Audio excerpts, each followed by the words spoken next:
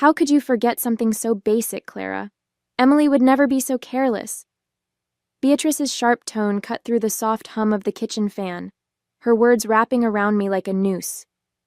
I paused mid-stir, gripping the wooden spoon tighter as my chest tightened. The pot of soup simmered on the stove, its aroma filling the air, but all I could smell was the bitterness in her words. My name is Clara Mason. I'm 32, a nurse, and for the past 3 weeks, the caregiver to my recovering mother-in-law. When Beatrice had surgery last month, I moved into her house, balancing my shifts at the hospital with endless nights by her side. I wanted to help, not out of obligation, but because it felt like the right thing to do. I hoped it might soften the years of cold distance between us. But no matter how much I tried, it seemed my efforts were always invisible, overshadowed by Emily, her perfect daughter, who breezed in once a week, smiling for the camera before leaving just as quickly. I didn't know how to respond. My throat felt dry, and the words I wanted to say caught like thorns in my chest. Beatrice turned back to the table, muttering something under her breath, her disapproval settling over the room like a heavy fog. Emily, of course, was nowhere to be found. She was already running late for her weekly appearance. And yet, Beatrice spoke of her as if she were the one standing here, ladle in hand, taking care of her every need. Careless. That word felt like a knife twisting in my stomach. I had given up everything for the past 3 weeks, canceled plans, traded shifts, even missed my anniversary dinner with Ben, all to be here. And for what? To be labeled careless because I hadn't added enough salt to the soup? Meanwhile, Emily could float in for an hour, snap a selfie by Beatrice's bedside, and walk out with all the credit. I stared into the pot, my hand trembling slightly as I stirred. Anger began to simmer, bubbling just below the surface. It wasn't just Beatrice's words. It was the smugness Emily exuded in every moment of her carefully orchestrated visits.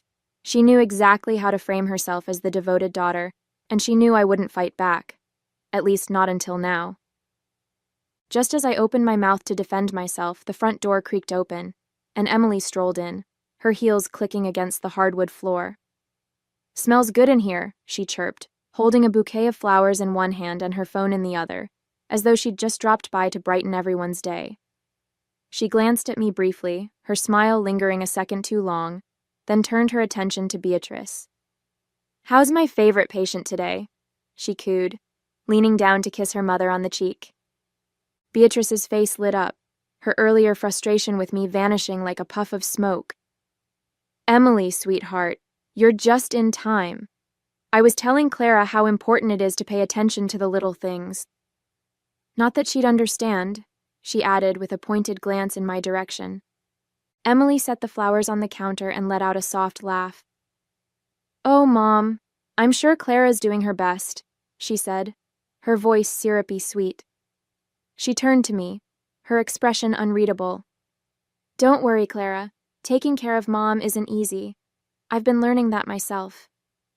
I clenched my jaw, the words hanging on the tip of my tongue, begging to be said. But Emily was already moving, pulling her phone out for what I knew was coming next. She posed next to Beatrice, leaning in with a radiant smile as her camera clicked. "Just want to capture these precious moments," she said, her voice light, as if she hadn't just stolen the spotlight from everything I'd been working tirelessly to hold together. As Emily scrolled through her phone, probably selecting the best filter to enhance her devoted daughter persona, Beatrice sighed contentedly. "It's so nice to have both my girls here," she said, her gaze lingering on Emily. Though I'll admit, Emily always knows just how to make me feel special. My grip tightened on the ladle, the weight of her words pressing down on me. Both her girls? Special? I had spent the last 3 nights waking up every 2 hours to help Beatrice shift positions, prepare her medication, and ensure she was comfortable. Meanwhile, Emily's contribution amounted to curated snapshots and vague reassurances that she was always thinking of Mom. "Mom," Emily began, her tone casually breezy, "I was actually thinking of bringing you that herbal tea you love next week. You know, the one from that little shop downtown?" It's just been so busy at work, but I'll make time. Oh, Emily, that sounds wonderful, Beatrice exclaimed, her eyes practically glowing with pride. You're always so thoughtful. I couldn't stop myself this time. Thoughtful? I blurted, my voice sharper than I intended. Both Beatrice and Emily turned to me, Beatrice's brows knitting together in confusion. She drops by once a week to take a few photos and then disappears.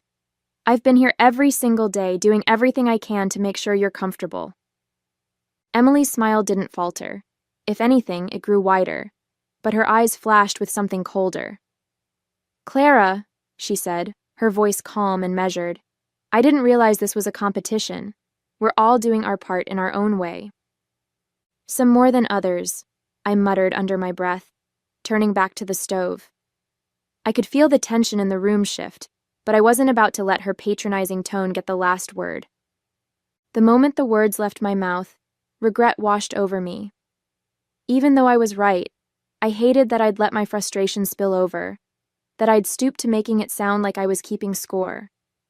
It wasn't who I wanted to be, no matter how unfair things felt. Later that evening, I slipped into the guest room, shutting the door quietly behind me.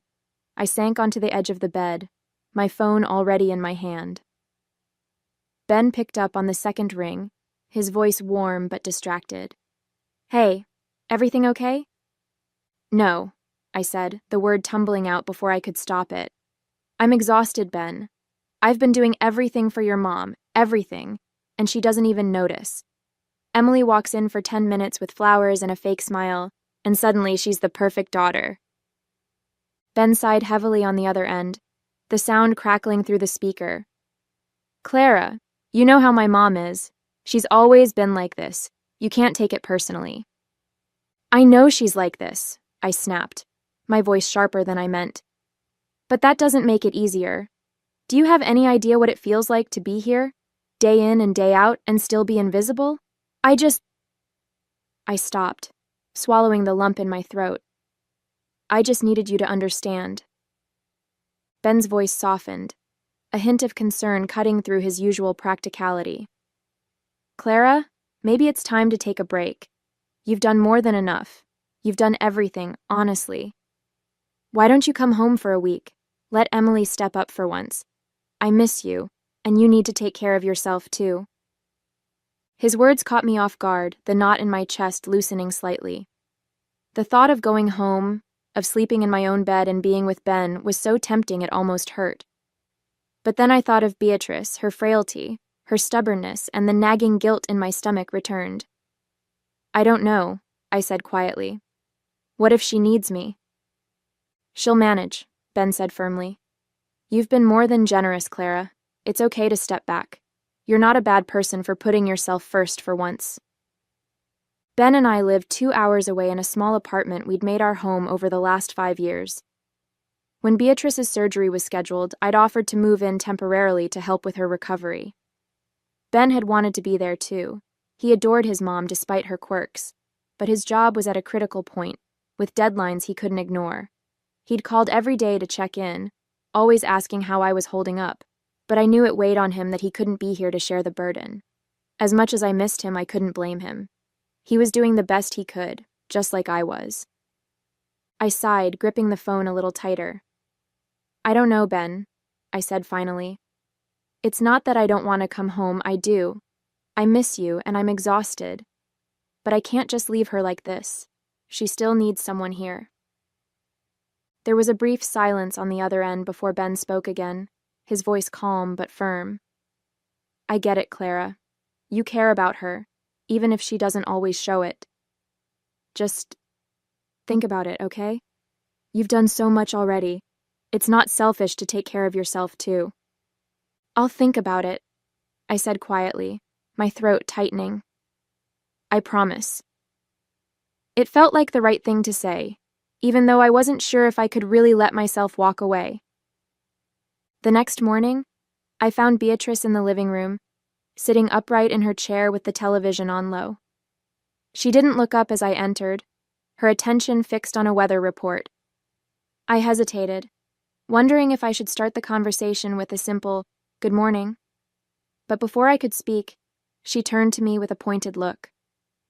"Clara," she said, her tone already laced with irritation. "I couldn't help but notice how late dinner was last night. It's not good for my digestion to eat that late, you know." I blinked, taken aback. "Dinner was ready as soon as Emily left. I thought we agreed." "Yes, because you didn't have it prepared earlier," she interrupted, her words sharp. "When Emily is here, everything feels more put together. She doesn't need to be told what to do." I clenched my hands at my sides, biting back the words I wanted to say. "Emily stayed for less than an hour," I replied carefully. "She didn't even stay for dinner." "That's not the point," Beatrice snapped, leaning forward slightly. "Emily knows how to handle herself. She doesn't wait for me to tell her when or how to do things. She's considerate." I let out a slow breath, trying to keep my composure. "I've been here every day, Beatrice. I've been doing everything I can to make sure you're comfortable." "And yet, somehow, it always feels like a struggle," she shot back, her voice growing colder. "You're here physically, Clara, but emotionally, you're checked out. You don't seem like you actually want to be here." Her words struck like a blow, my chest tightening. "That's not fair," I said, my voice trembling despite my efforts to stay calm. "I've put my life on hold to be here for you. I've been—" "Sacrificing?" she cut in, her tone dripping with sarcasm. "Oh, how noble of you.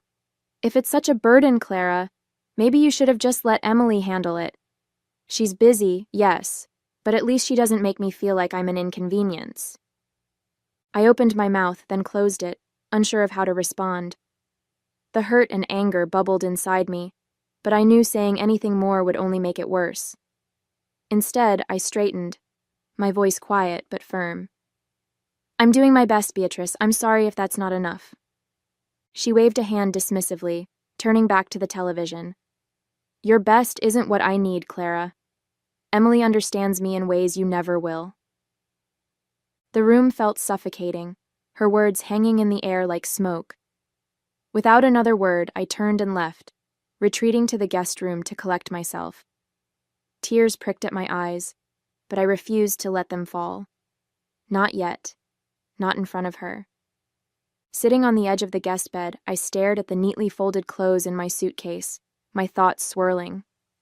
Beatrice's words replayed in my mind, each one digging deeper into the ache that had been building for weeks. No matter how much I gave, how much I tried, it was never enough. And it never would be. I picked up my phone and scrolled through my messages, landing on the last one from Ben. "You've done enough, Clara. Please come home." The words felt heavier now, but they also carried a clarity I hadn't wanted to admit before. Ben was right. I had done enough. I'd given up my time, my energy, and my peace of mind to be here, hoping it might make a difference. But nothing I did would ever compare to the pedestal Beatrice had placed Emily on. I couldn't keep sacrificing myself for someone who didn't see me, who didn't value what I was giving. I let out a shaky breath, wiping the tears that threatened to spill. It wasn't about giving up. It was about knowing when I'd reached my limit. For my own sanity, I had to stop waiting for Beatrice's approval. I had to go home. I decided to talk to Barris that afternoon. The air between us was thick, heavy with everything that had been left unsaid. My heart pounded as I stepped forward, determined to finally speak my mind. "Beatrice," I began, my voice steady but soft. "I need to talk to you." She glanced up briefly, her expression unreadable. "If this is about dinner tonight, I'd rather you focus on getting it right than wasting time chatting." My jaw tightened, but I pushed through. "No, it's not about dinner. It's about how I've been treated since I got here." Her hand froze mid-stir, and she finally looked at me, one eyebrow arched. "Oh? And how exactly have you been treated, Clara?" I took a deep breath, the words spilling out before I could second-guess myself. "I've been here every day, doing everything I can to take care of you. I've rearranged my life, missed important moments, and given you all of my energy. And yet, no matter what I do, it's never enough. You've made it clear time and time again that you don't value me, and honestly, I'm tired of being treated like I'm worthless." She set her spoon down with a deliberate clink, folding her hands in front of her. "Well," she said coolly, "if you're tired, Clara, no one's forcing you to stay. Frankly, Emily would do a much better job anyway. She always has."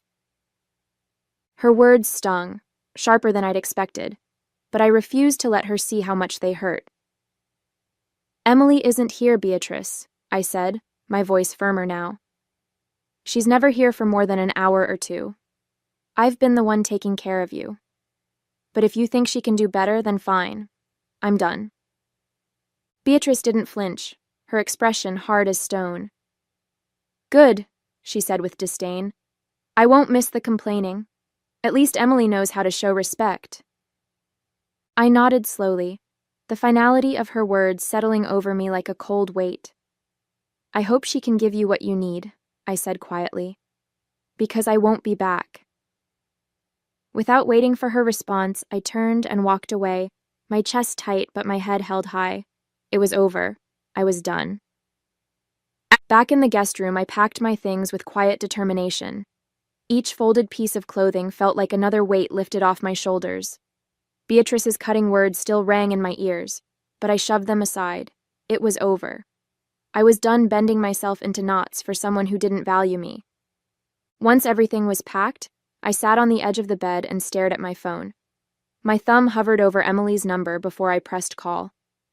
The line rang several times before she finally picked up. "What is it, Clara?" Emily answered, her tone clipped and impatient. "I'm kind of busy right now." I took a deep breath, refusing to let her attitude get to me. "I'm leaving," I said simply. "I've packed my things and I'm heading home. Beatrice needs someone here, so congratulations. You're up." "What?" she snapped, her voice immediately rising.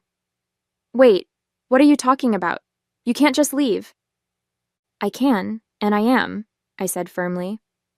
"I've done my part, Emily. It's your turn now."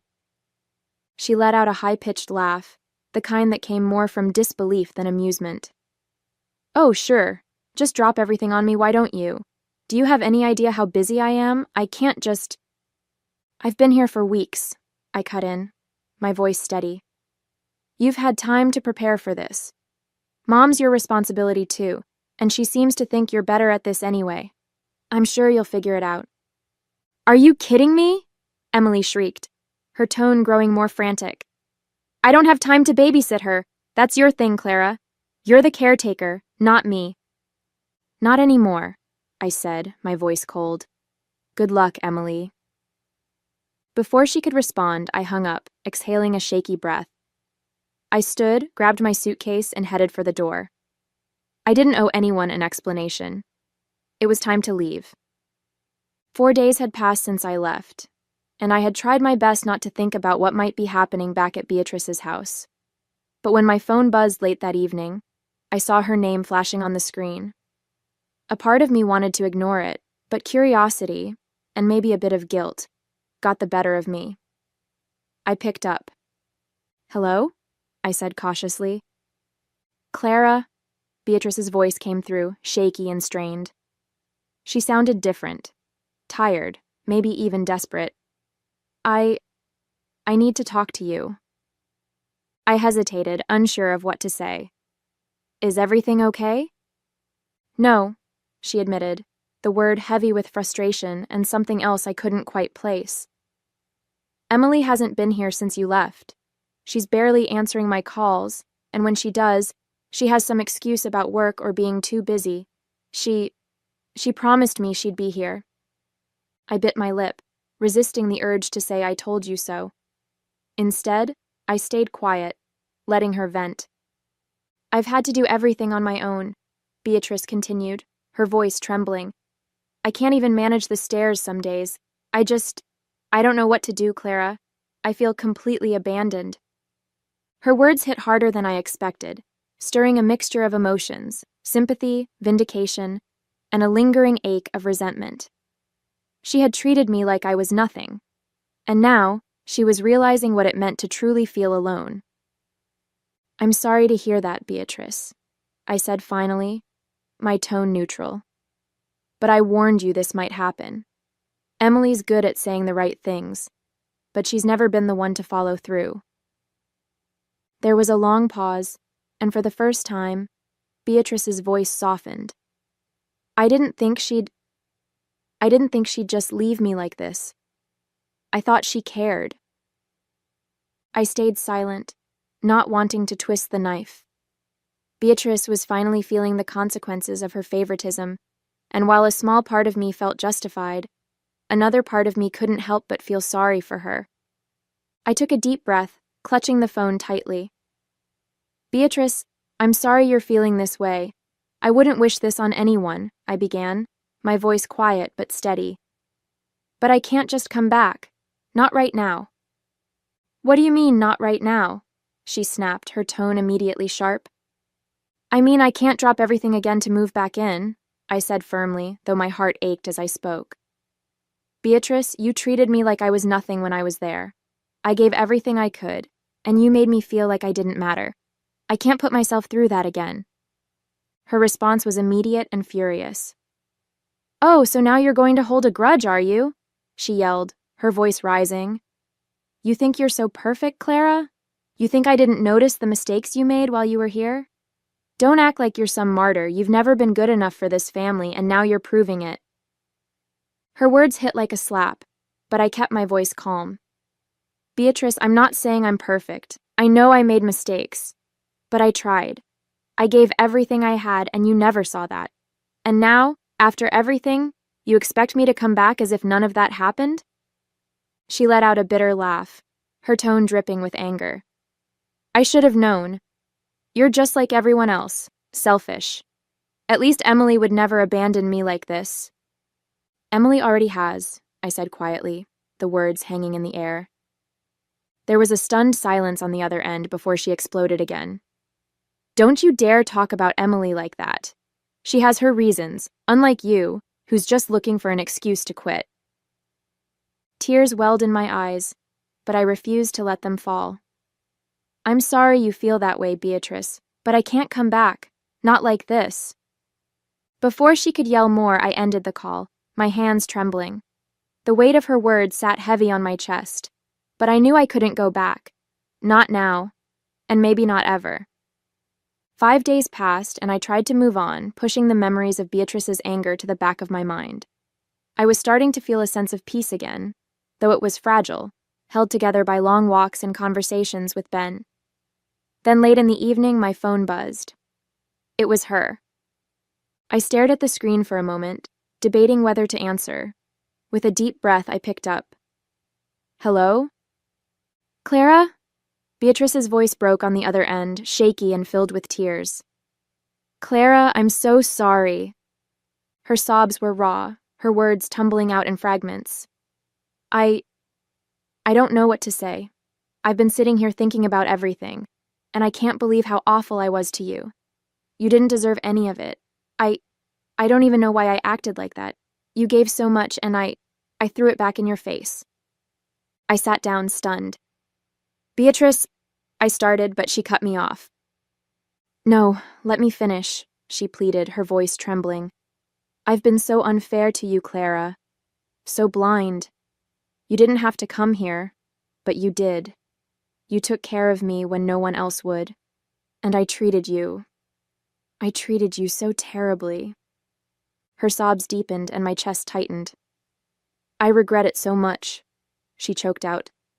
Emily hasn't been here in days, and now I see it. I see what you were saying all along.